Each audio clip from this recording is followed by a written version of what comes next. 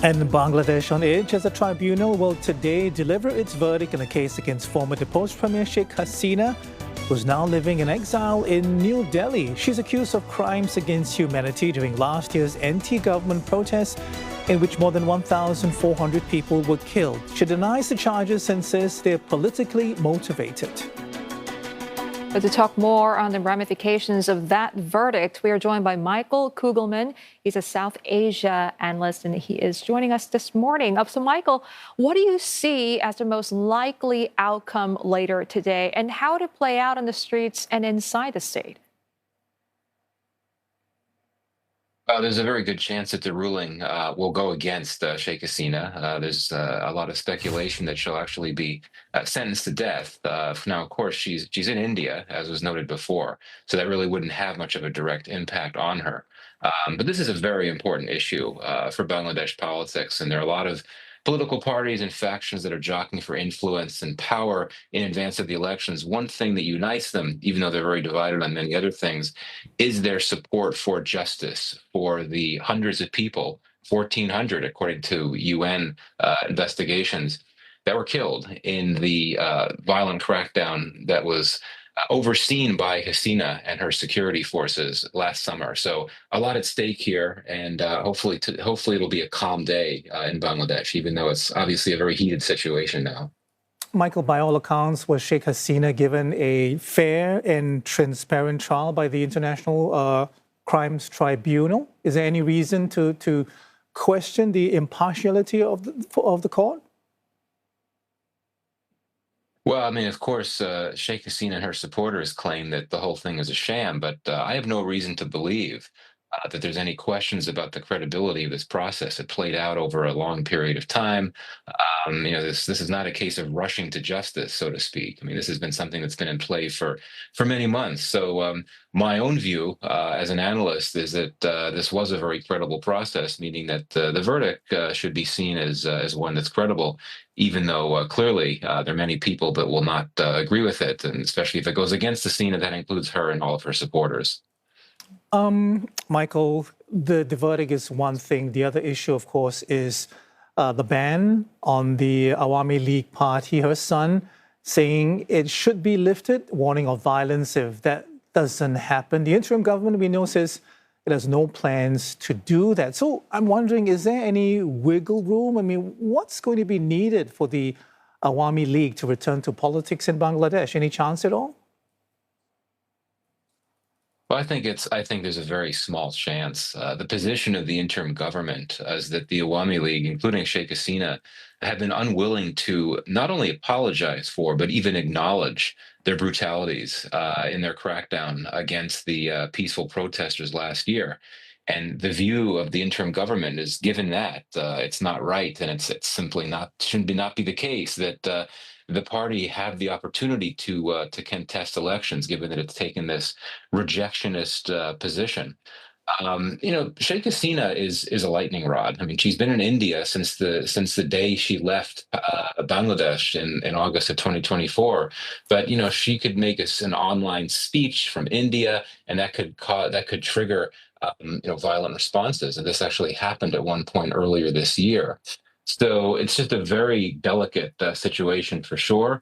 I would argue that it actually is not necessarily a good thing to ban the party from political activities, including campaign activities, as that could only exacerbate the deep levels of polarization that have been present in Bangladesh's politics for many years.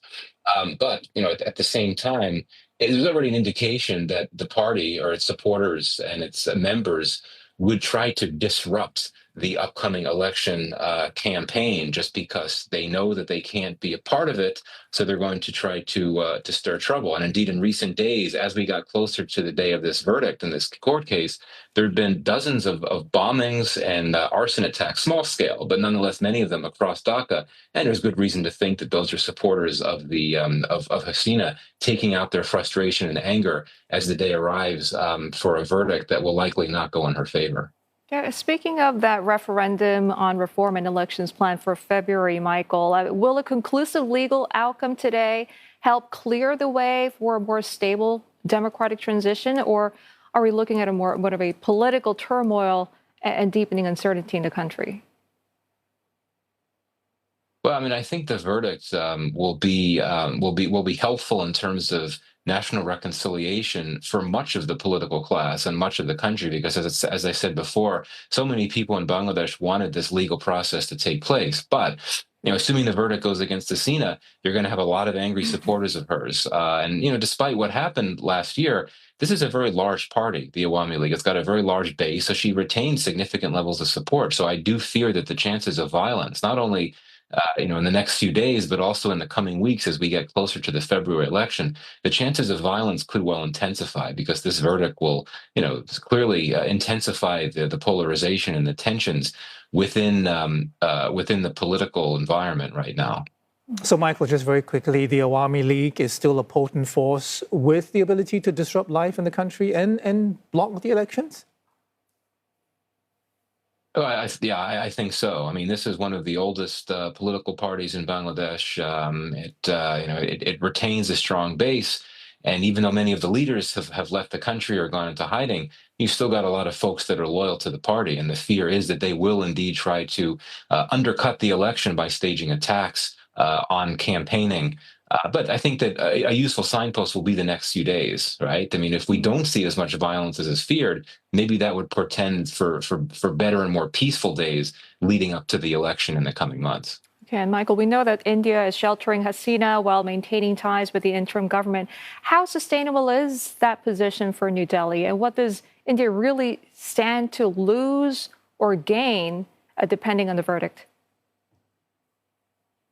Yeah, well, India has made very clear that they're not going to give up Hasina to Bangladesh. And there is an extradition treaty between Bangladesh and India, and Bangladesh has asked for her to be sent back, but India has refused. It does not turn on its key allies, and Hasina has always been a close friend of India's. This has damaged India-Bangladesh relations because of India's refusal to send her back. But I would argue that tensions have been pretty significant between the two ever since Hasina left the country. So I don't necessarily see any impact on the relationship based on this trial and the verdict of it, but it simply highlights or amplifies just how tense relations are right now between India and Bangladesh, and that will likely continue until we have an election and we see what the elected government in Bangladesh will want to do. I do suspect that it will want to try to reduce tensions with with India, but so long as Hasina remains in India, which I'm sure she will, that's going to, I think, be a limit on just how much these tensions between the two countries can be eased. Okay, and Michael, the country is clearly polarized. How does a society this divided begin to heal? Well, I mean, honestly, I think a lot of it comes down to how the backers of the Awami League respond to the verdict and what happens during the election campaign. There's a lot at stake for this election. It's going to be probably the first will be the first election in almost 2 decades that will take place under what are expected to be genuinely democratic conditions. So, there's a lot of stake here. There's a lot at stake, and I think that voters are going to turn out in large numbers, even with the risk of violence, and hope that their vote will count and that it will mean something. But that also means that the chances of violence could go up, not just in terms of Awami League spoilers, but others as well. Unfortunately, there always is a small share of violence during election campaigns in this region, but I think the fear is that it could be a bit more than is typically the case. But again, the less violence you have, the easier it will be for the country to continue the healing process and move forward toward an election. Let's be very clear. A significant majority, I would say a vast majority of the public wants to take place and wanted to take place some months ago. So a lot at stake for these elections in February. Okay, Michael, thank you very much for that insight. Michael Kugelman, a South Asia analyst, is speaking to us from Annapolis, Maryland.